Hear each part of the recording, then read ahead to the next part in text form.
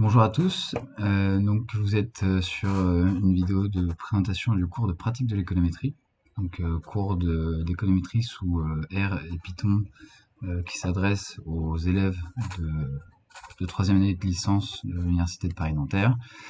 Ce cours-là tel qu'il est structuré cette année à cause de la crise sanitaire sera cette année donc le même cours que pour les Master 1 GDA et EA. Donc c'est un cours qui est mis en ligne, qui s'adresse à toute personne qui souhaite avoir une introduction et des développements en Python, sachant que nous apprenons ici donc, ce langage informatique dans un objectif d'utilisation en économétrie. Donc ce cours sera donné par moi, donc Pierre Durand et Florent Bravillier. L'objectif du cours, donc effectivement, est à la fois de donner un cours sur le langage Python, mais aussi de vous inciter à l'utiliser un maximum dans un objectif principalement d'utiliser Python pour des applications économétriques. Alors pourquoi Python? Donc Python est un langage qui est très à la mode, c'est un petit peu le langage du moment, que ce soit à la fois dans des applications dans le domaine de la recherche, mais également dans le monde de l'entreprise. Donc c'est un langage qu'on a voulu vous enseigner à partir de cette année parce que c'est un langage que l'on pense touchera tout le monde et sera utile à tout le monde, quels que soient les profils.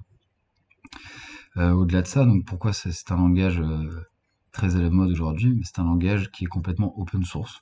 Donc effectivement, Python est intégralement gratuit, que ce soit pour coder en Python, la documentation en Python, les packages en Python, etc. Qui est donc utilisable évidemment sur plusieurs plateformes, donc Windows, Mac, Linux, etc. C'est un langage également qui est multitâche, c'est-à-dire que vous pouvez réaliser un très grand nombre de choses en Python. Donc intelligence artificielle, machine learning, automation, c'est-à-dire l'automatisation d'un certain nombre de tâches. Vous pouvez traiter des données également. De la même manière qu'SQL, en fait, c'est un langage qui a son package qui permet de faire des requêtes dans des bases de données. Vous pouvez faire évidemment de la statistique, ce sera un des objets principaux de ce cours. Vous pouvez faire de la modélisation, c'est quelque chose qu'on verra aussi ensemble. Vous pouvez faire du scrapping, vous pouvez faire des sites internet, même des jeux vidéo, etc. etc. La gestion des packages sous Python est également extrêmement bien documentée. Il y a un très grand nombre de packages qui permettent de faire un très grand nombre de tâches justement, et ces packages sont donc en open source et extrêmement bien documentés. Voilà, et ensuite c'est un langage qui est relativement simple à apprendre par rapport à un certain nombre d'autres langages, et donc c'est ce qui fait de Python en fait un langage aussi très intéressant. Voilà, donc ça revient un petit peu à ce que je disais juste au-dessus, c'est-à-dire que Python est un langage assez simple, il permet très rapidement de mener des applications algorithmiques, de mener des applications ensuite statistiques et économétriques de façon assez simple, mais qui devrait vous permettre de vous intéresser à d'autres langages. Donc effectivement, il existe d'autres langages, notamment R, MATLAB, Stata, SAS, Vue, etc., qui sont des langages qui sont très connus par les statisticiens et les économistes. Alors un certain nombre de ces langages sont propriétaires, hein, donc MATLAB, Stata, SAS et Vue, et d'autres très spécialisés, donc Stata et Vue notamment. Donc une partie de ce cours est donnée également en R par d'autres professeurs. Hein. Nous on se concentrera principalement sur Python. Donc comment est organisé ce cours? Donc ce cours, à cause du contexte très particulier, donnera lieu à une séparation des TD en deux groupes. La moitié des TD viendra une semaine pendant que l'autre est en distanciel, et on fera un roulement comme ça d'une semaine sur l'autre. Ce qui demande un suivi obligatoire des vidéos du cours, de ces vidéos du cours, qui seront mises en ligne de façon régulière toutes les semaines pour que vous puissiez suivre. Ce sera un cours également très pratique, c'est-à-dire que vous serez amené à manipuler du Python, il y aura finalement assez peu de cours. Donc là, voilà, là on a le plan de, de l'ensemble du cours de la première séance jusqu'à la dernière, si on arrive à aller jusqu'au bout. Mais disons que ces deux premières parties vont être très axées sur l'utilisation du langage. Vous allez avoir beaucoup d'exercices à faire pour que vous soyez le plus à l'aise possible avec le langage Python quand on attaquera la partie économétrie. En économétrie, on reviendra sur des concepts qui sont vus donc, en premier semestre de la L3, donc on reviendra sur le modèle linéaire. Ensuite, on reviendra sur les hypothèses des MCO, notamment hétéroscédasticité, autocorrélation et multicollinéarité. D'accord, donc après, comment les séances vont se dérouler, à part pour cette séance qui est du coup la première, généralement, ce qu'on fera, c'est qu'on corrigera des exercices qu'on vous aura donnés d'une semaine pour la suivante. Ensuite, on reviendra sur les éléments de cours qui nous intéressent pour la séance en question. Et on finira par faire des exercices ensemble, en cours, encore une fois dans l'objectif qui est que vous manipuliez un maximum le langage Python. Si vous avez quelques références en économétrie, vous avez notamment un site qu'on vous conseille si vous voulez aller un peu plus loin en Python. Pour l'économétrie, moi ce que je vous recommande, c'est ce livre-là de Valérie Mignon qui est très bien construit, très utilisé à long terme. Et enfin, donc pour ce qui est du support de cours, donc vous l'aurez noté, on n'est pas sur un PowerPoint ou un PDF, on est sur ici ce qu'on appelle un notebook, et plus particulièrement on utilise Jupyter Notebook. Donc il va vous falloir télécharger Anaconda, qui est, disons, l'interface qui va vous permettre d'utiliser Jupyter Notebook et donc de coder en Python. Alors, pour télécharger Anaconda, donc on vous a donné un site de mémoire. Voilà, vous avez le site ici pour aller installer Anaconda. Et vous avez un guide d'installation qui vous est fourni. Où est-ce que vous pouvez trouver l'ensemble des supports de cours? Donc vous allez sur ma page Economics. Donc vous tapez Pierre Durand Economics. Vous cliquez sur le premier lien qui vous est proposé. Et tout en bas de cette page, vous avez un lien Dropbox. Donc vous cliquez dessus.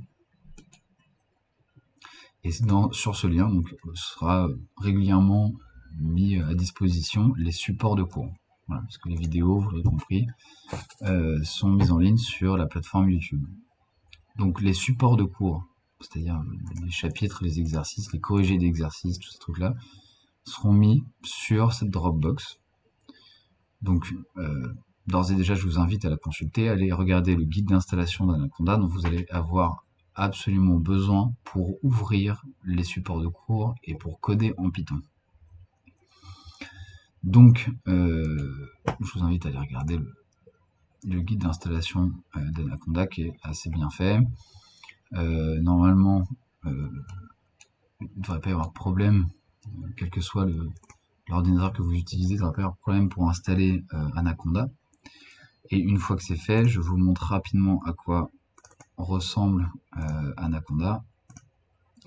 Voilà, ça ressemble donc à ça. Et donc, vous avez plusieurs interfaces de programmation. Vous avez JupyterLab notamment, avec lequel vous pouvez coder en Python. Vous pouvez coder en Python avec Spider. Vous avez R également.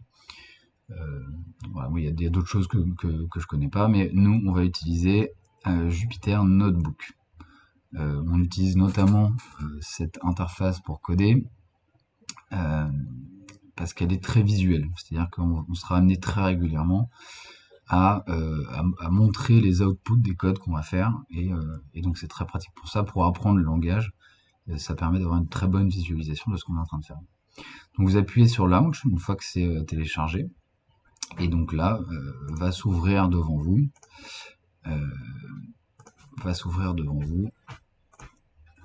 ceci, à peu près. Je vais faire en direct d'ailleurs. Voilà, vous allez arriver en fait sur la racine de votre ordinateur, vous cliquez sur Desktop, et donc là normalement vous arrivez sur le bureau de votre ordinateur. Donc là, ce que vous pouvez faire, c'est que vous ouvrez un dossier, vous créez un dossier pratique de l'économétrie. Très bien. Vous allez sur la Dropbox et vous téléchargez le chapitre 0 par exemple, si vous voulez le rouvrir. Donc le chapitre 0, c'est le support sur lequel on était à l'instant, où il y a le plan du cours, etc. Donc vous le téléchargez. Et donc quand vous allez dans vos téléchargements, vous avez, en toute logique, le chapitre 0 qui s'est téléchargé. Donc vous le copiez et vous le mettez dans le dossier pratique de l'économétrie que vous venez de créer. Voilà. Et quand vous retournez sur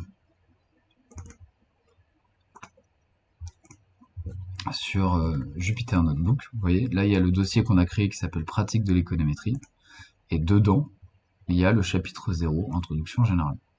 Voilà. Si vous mettez dans ce dossier-là le chapitre 1, les exercices, etc., ils apparaîtront sur Jupyter Notebook, donc vous pouvez cliquer dessus, le fichier va s'ouvrir, et vous aurez votre support de cours à disposition. Vous pourrez coder également dessus, etc. D'accord, donc il est très important que, particulièrement ceux qui vont devoir commencer à distance, que vous preniez un peu de temps pour manipuler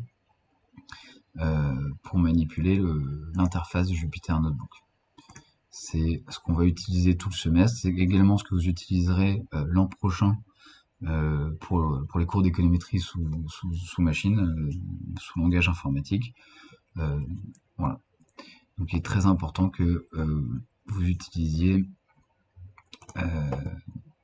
Anaconda et particulièrement Jupyter Notebook très rapidement.